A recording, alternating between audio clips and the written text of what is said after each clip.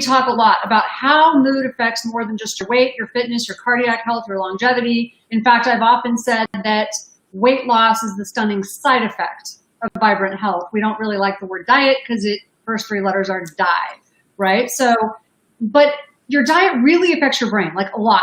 And you hear us talk about that, but I have a really special guest for you today. So I want to talk to Dr. Uma Naidoo and have her talk to you. She wrote a book called This Is Your Brain on Food. And we just recently did a podcast with her, and I thought, oh, this would be so great to share with my community. It's an amazing book. She's an amazing person. She is board certified and Harvard-trained psychiatrist, professional chef from Cambridge School of Culinary Arts, Cornell University nutrition specialist, renowned speaker, teacher, writer, hospital nutritional director. And so her book came out August 4th. Highly recommend it. It's just very much it's cutting edge research to explain how food contributes to your mental health. And it's just totally in alignment with what we do. So welcome, Dr. Naidoo. Thank you so much, Tana. It's lovely to be here. It's always great to talk to you. Oh, you too. And your podcast was we had so much fun. And so I love to be able to share you with our social, people as well. So, so tell me, we talk a lot in our clinics about the gut-brain connection, but why don't you make that simple for people watching? Why the gut-brain connection? Like, why is it so important, not only to mental health, but why is food so important in that connection? Absolutely. So the gut-brain axis actually physically, anatomically, biochemically connects the gut to the brain and the brain to the gut through the vagus nerve. And through the vagus nerve, what I like to call it is an informational bidirectional superhighway. So it's communicating all the time between these two organs. But here's the other thing, that serotonin, many people know, is our happiness hormone, but more than 90% of our serotonin receptors are in the gut. So if you put just those on in a very superficial way, without diving deep into too much of the science, all I'm saying is that if you think about that, what you eat and what you consume in any given day must start to impact how you are feeling emotionally. Maybe not in that moment, although we can come to some of that later.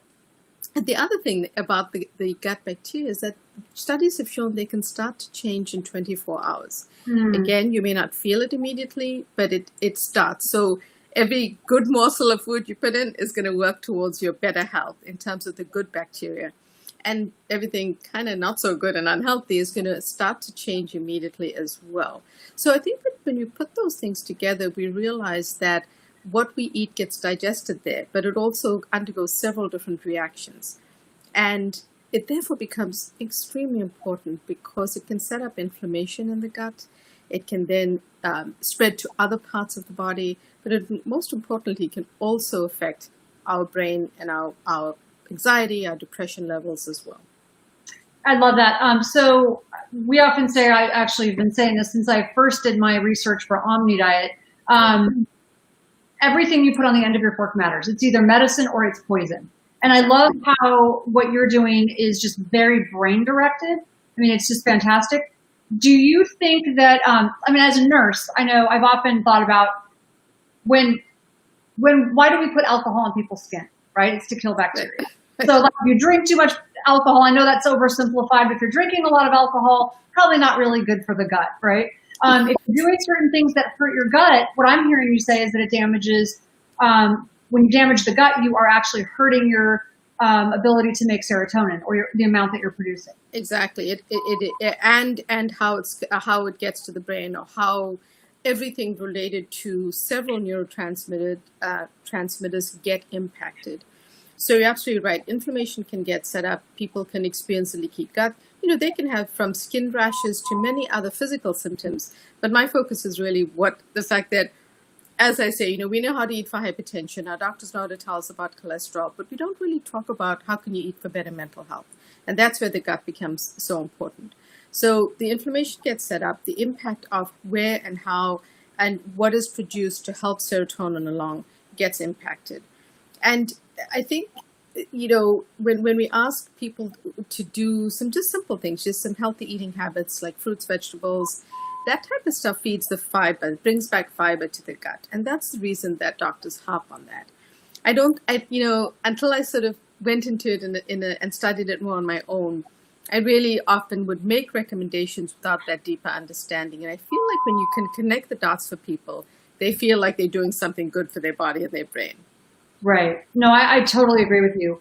One thing I wanted to ask you is, do you think that there's one specific diet that sort of helps everyone or hurts everyone? Or do you believe that it's a little bit different for, like, each person is individual? Exactly. I actually feel everyone is somewhat individual. I think there's some basic, what I like to call cornerstones or pillars of what I try to work with people on. And then there are very specific really food and nutrients that they need to consume more of. And in part, that is because it's gotten a little bit more personalized, because our gut is somewhat unique to each person. And one person's response to a certain food may not be the same as another. Someone may actually find discomfort from eating legumes or beans, which, bring back fiber and a great plant-based protein, but someone may have a problem with it. So we have to tweak it as it goes along. Also, as a psychiatrist, I think that I have to, as I say to people, whether someone walks in my office with a carnivore diet or says to me, that I am vegan, I've got to be able to help them. They're coming in for help around mental health. I've got to figure out where to meet them where they're at, and say, well, here's what we can work with. So I too don't like the word diet. That's why in the book I call it Mediterranean eating pattern. But I also feel like my patients feel, if I have to go on a diet, I'm going to have to give something up. It's psychologically, it doesn't feel good. You know, so I prefer to just give them an eating pattern, but personalize it to what their needs might be, and what foods they like. Because I find that if you give people some recipes with foods they enjoy, they don't feel deprived, and then they want to start to follow that healthy habit. Yeah, vibrant health should not feel like deprivation. Exactly. And it's interesting. One of the reasons I asked, we know, if you are working with the brain and with people and coaching them with nutrition, it's complicated. Diets are complicated because you've got personal belief systems, right? Like many people just don't want to eat meat, and that's fine. And you can't judge people for like their personal beliefs. You just want to help them be healthy. And at the same time, like with us, and with us, neurotransmitters, like there are just people, like I have a more sleepy brain. I do amazingly well on sort of a modified paleo keto type of diet. So high fat, high protein, lots of greens, but really low carb other than that. And I feel amazing because it sort of stimulates. Fascinating. Yeah. My daughter, not so much. She has a really overactive brain. She's a super busy brain. She starts to feel very unhappy and sort of spin on thoughts if she's not eating some carbohydrates. So healthy carbs, but some carbohydrates. Absolutely. That's an excellent point. You've just described it right there.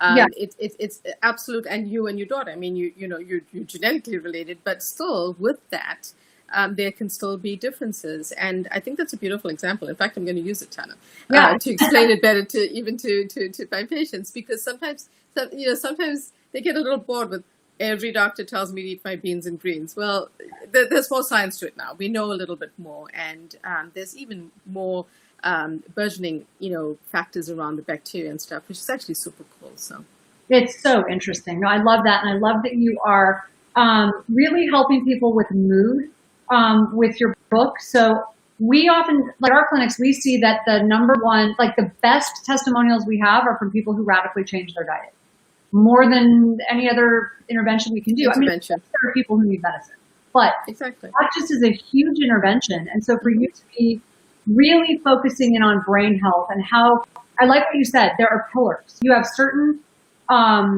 food rules, if you will, for lack of a better word, that are general. They're general. We know that eating a lot of sugar is bad for the brain. That's a general, right? Exactly. So tell us some of the general rules that you've found. So let's start with the things to avoid. So, you've seen my book, Tana, and so each chapter we try to look at foods to embrace and foods to avoid and try to give people more than one option. So usually when I talk about when I speak with wonderful people like yourself, is I try to hit some high points.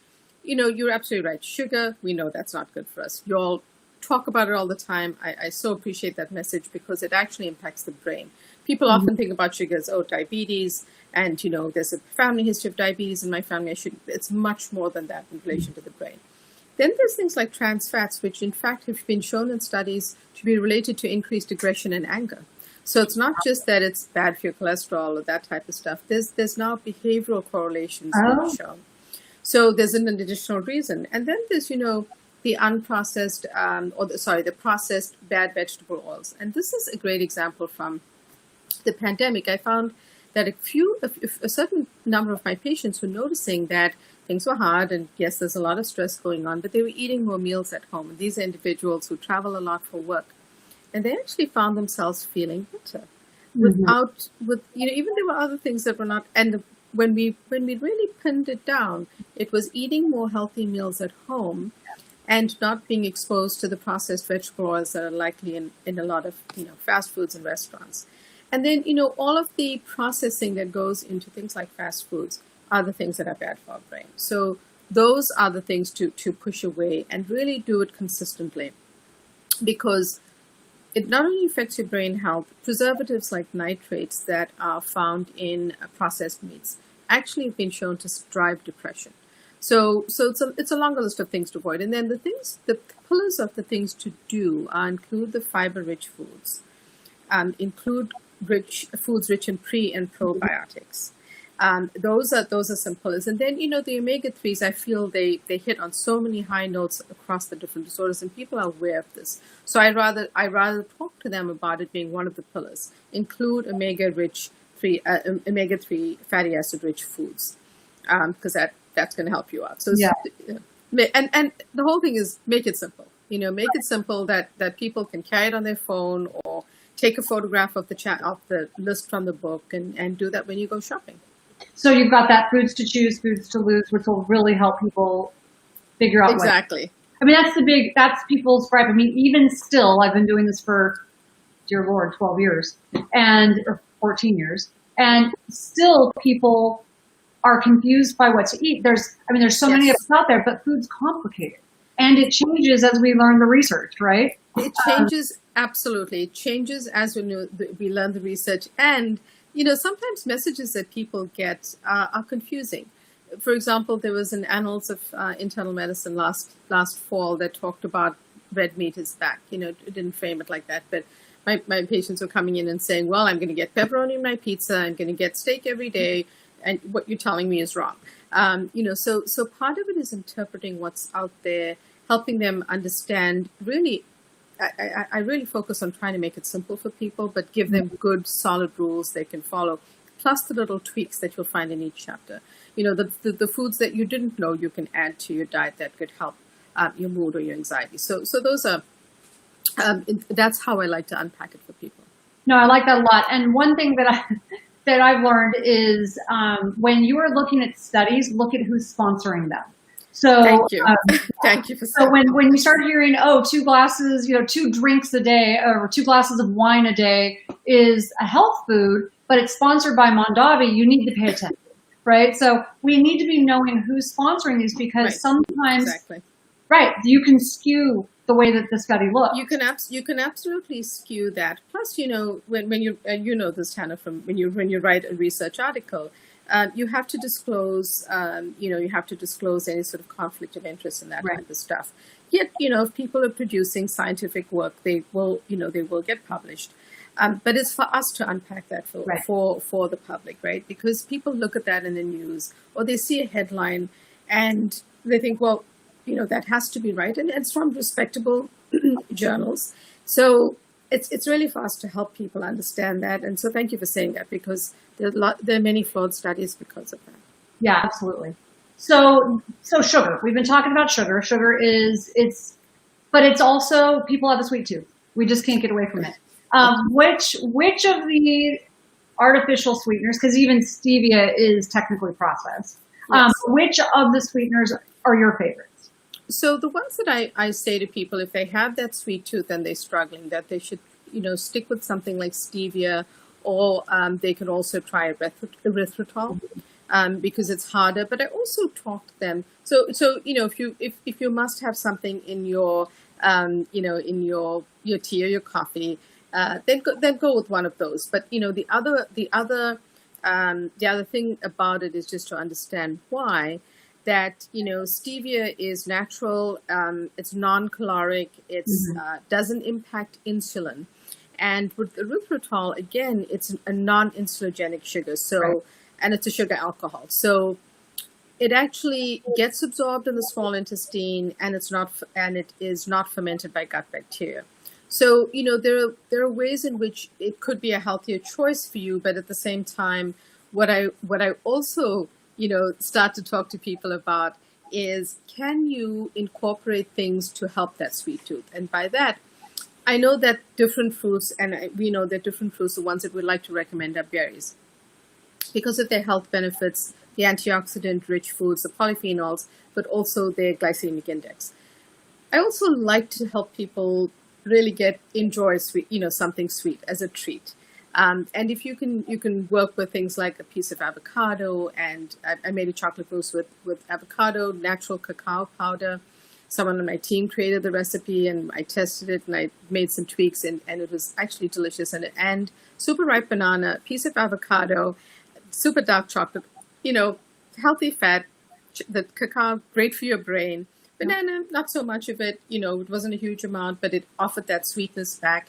And when it was whipped, it was like a dark chocolate mousse. So if you can maybe do that, because you are getting some sugars from the fruit, but it's okay. It's a treat for you, and do it that way. I think that there's a sort of path you want to go to get off the sugar alcohols and the sugar itself. So that's one route. Yeah, I love that. So the less, the better, because it does keep your brain thinking you want something sweet. So if you can do less, that's better. It's super sweet, exactly. Right. It's your receptors get hypersensitive to that.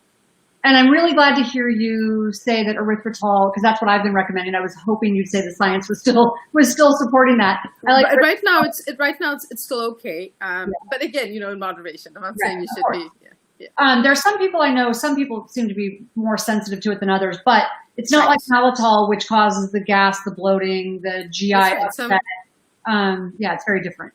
It is. And right now it still seems to be okay to use in moderation. So I'd much rather someone do that than, even with diet soda. I mean, just check what's in it, because I can't, tell you it's going to be okay for your brain if you just switch to that. So. Yeah. And I'd love to get your feedback on this. People often ask me why stevia is better than other sweeteners if it's still processed. And my understanding is, and the way that what I've found when I looked into it, is stevia is extracted from a leaf. So it's an extraction process. It's not actually created by combining a bunch of chemicals. So right. Exactly. I don't know much about how it's made, but I do know it's natural, and it's made from the plant. And in that way, in order to make it look like that powder, there's something that happens to it. But I don't think it's as bad right now for what we know for our brain, and that's how I would think about it. I think it's quite different from saying that, people don't realize that breakfast cereals are, yes, they might have a content of a whole grain, but they're extruded, right? There's a whole process they go through, and they're highly processed. I'm not even talking about the sugar. So even something with a lot of fiber in it, it's misleading because of the level of processing. So in this way, I think that stevia is not a bad choice. Excellent. So let's see, in the time we have left, let me see, how much time do we have left? I want to make sure that I optimize you. And Tana, I should also just clarify something from the book as well. In certain chapters, we ask people to avoid stevia, but in those chapters, the studies have shown that they drive a particular condition. So it's also specific in that way. Oh, that's so interesting. Yeah. Oh, excellent. So how do you use food to lessen your anxiety? Because right now anxiety is through the roof. Exactly. Exactly. There's some. So we've talked about the foods to avoid, and those hit some high points. But the things to touch on are things like adding turmeric and black pepper to your food. A quarter teaspoon with a pinch of black pepper is a good way to go. Fatty fish, salmon, and then plant-based sources of omega-3s are a good idea. With anxiety, also eliminating or slowly cutting back on gluten has been shown to help anxiety. So there's another one right there. and foods with vitamin D. So those things seem to hit some high points in terms of helping anxiety. There's several more in the book, but starting there is a good, a good take home point, because turmeric, even if you don't cook with it, put that in a pinch of black pepper in a soup or a stew. If you do cook with it, it can go into a lot of different dishes. With vitamin D foods, you can include them. I prefer to get it, the food sources itself, and then omega-3s are pretty easy to get. Oh, that's fantastic. So is there, what I'm kind of hearing, and maybe you can clarify, there really is a general, because it seems like these same foods are good for your general brain health, and some of these same foods are good for depression, right? So exactly, there's definitely an overlap with some of the foods, and part of it is like the neurochemicals we spoke about. It hits, it targets certain things, and there are some overlap. But for example, saffron has some very positive trials with depression. We haven't necessarily seen that yet with anxiety, but if you want to get more specific on the foods for depression, there are other ones to go to as well. Excellent. So, and in the book, This Is Your Brain on Food, you do such a great job of going over those lists and really guiding people in a very specific way. And I love it because you're one of our people. I feel like you're like a spirit animal. Thank you. I love that. I feel the same way about you and Dr. Amen. Yeah. Yeah, it's always just so much fun to work with people who, just help us get that message out. So I have one question. We've got about 10 minutes left, and I want to know what inspired you to, you're a Harvard trained physician. What inspired you to become a chef? Was there something personal with your own health? So no, I've had some health issues, but in relation to going to culinary school, that really was following my passion. I was a big fan of one of my food heroes is Julia Child, because I don't know if I ever told you, Tana, I didn't know how to cook. I came from a very large Indian family, and everyone cooked, and I didn't need to. I could bake. My mom knew I loved science, so she taught me to bake. But when I first moved to Boston and was studying, we couldn't afford cable television, so she was on television. She would be my entertainment for the day. And I really grew to love cooking. And of course, it also came from a loving family and that sense of nurturance. And I wanted to take it further. And when I read about her life and read her cookbooks and understood she had done it later in life, sort of a second career, I thought, well, it's not too late. I've done residency. Why don't I, explore this and try it out? But I think that learning that and then putting it together with nutrition is how I arrived at where I am. And certainly nutritional psychiatry was helpful for health issues that I've had. Yeah, no, it's really interesting that you chose that being a psychiatrist. It's just fascinating to me that, and you learn to use medicine literally as food, literally to be medicine. So I love to hear that. Thank you. Yeah. Let's see, what else? I wanted to know, what do you think about fiber? So even with, I'm doing the modified sort of keto, I add a lot more greens, but I do add fiber. And I know that there's some people who think you should really keep carbs down no matter what when you're doing a keto, but fiber is really important. Tell us why and what you think about adding fiber to a keto diet. Exactly. I think that people do differ on that because in part, like we spoke about, it depends on how their body responds. And it depends on how they want to count their carbs in terms of the diet. But I have to come at it from the gut microbiome again and hop on that, which I know people are going to be bored with. But, here's the thing. It's really one of those pillars. It's, the fiber from those. And maybe you could look at the vegetables that are not high in carb and incorporate those more often and see how you do with it. Because the fiber from those, you really can't get in anything else that you might be eating. I'm just not sure what your sources of fiber might be, and why not, get it from food if you can. Right. There's certain supplements people can take, but why not use it from food? So that's, to me, if you're taking care of your gut bacteria, you're doing your body good, and you're certainly doing your brain good. Because the more positive short-chain fatty acids that those little bugs create for you, the better your brain is going to be. So I would say if you're concerned about it, go for the lower carb ones, but don't give them up because the fiber is going to be important for you. I like that. So Dr. Perlmutter is one of my mentors when I first started this journey. And because I do tend to eat a lot of high fat, high protein foods, I found that I did need a little bit of a bump. So in my smoothie in the morning, I would add a little bit of acacia fiber. And that's supposed to be a really good prebiotic. But I agree with you. You should try to get as much as you can from food. So how much would you recommend people get every day? So I like to challenge people to kind of, so I sort of say to them, look, I want you to eat the rainbow of foods, right? Lots of fruits and vegetables, but, portion size is understood. And so say with your vegetables, how many different colors can you put in your salad? Yeah. Now, these individuals may not be on a keto or just a keto diet.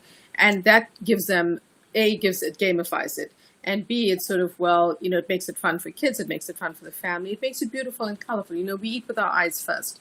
So I like to challenge them in that way, because what I find is if I say you have to get a certain number of grams, it's hard to break that down for people. So by saying to them, look, can you add as many colors of foods to your fresh foods or, veggies and to your day? And can you increase that during the week? It makes it a little bit easier, because what I find is on an average, they're eating about 5 or 6 different vegetables in a day just by asking them that.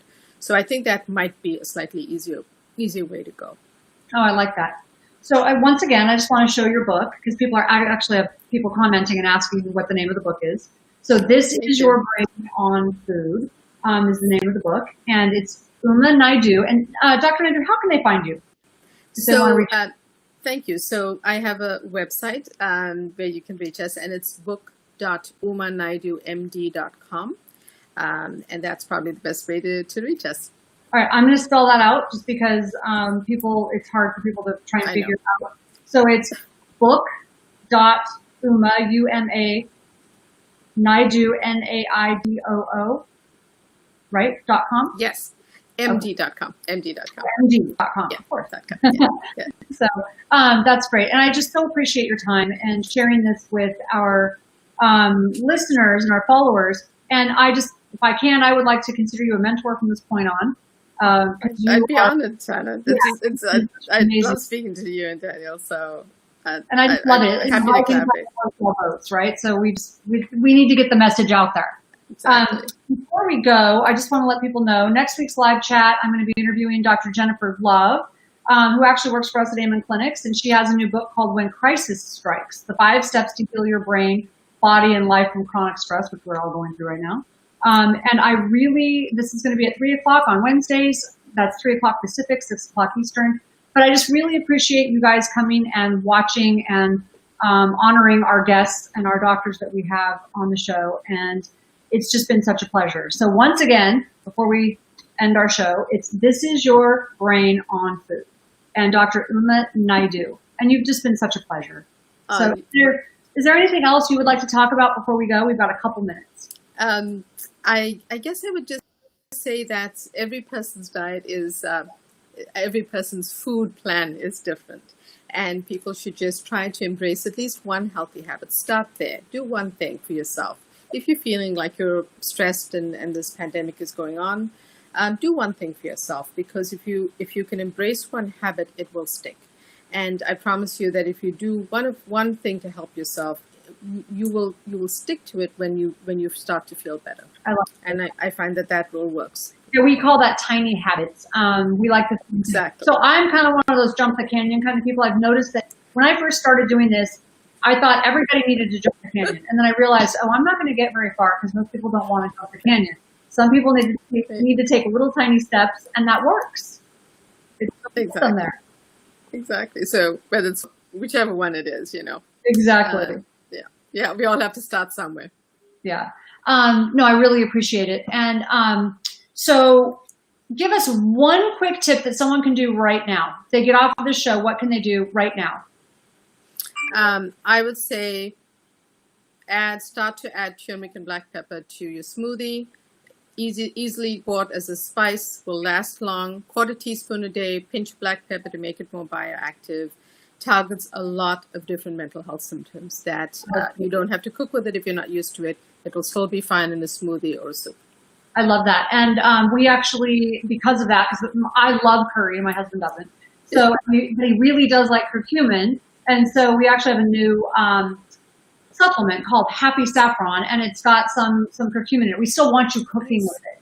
But happy saffron is, it's actually one of our top supplements at the moment. It's doing really well. And saffron's been shown to be very effective for depression. So it has been, exactly. And the point about saffron, I love the fact that you have a supplement, is that it's a very expensive spice. Right. And, not everyone cooks with it. It does go in risotto. It can go into risotto. It can go into biryani, an Indian rice dish, and it can go into paella. Yeah. So it's many things, but it's great. It's actually a lot easier for people because of the cost and not knowing necessarily how to use it to take a supplement in that instance. Yeah, we try to aim for food a lot of the time, but that's perfect. Yeah, no, it's great. And it is, like, because I don't cook with it for the family, I put some in my tea. But nice. I appreciate it. We're going to run out of time here, and you've been so amazing. Dr. Naidoo, this is your brain on food. So thank you so much. Thank you so much, Tana. It was lovely to talk to you. Have a wonderful day. As always. You too. Bye. Bye-bye.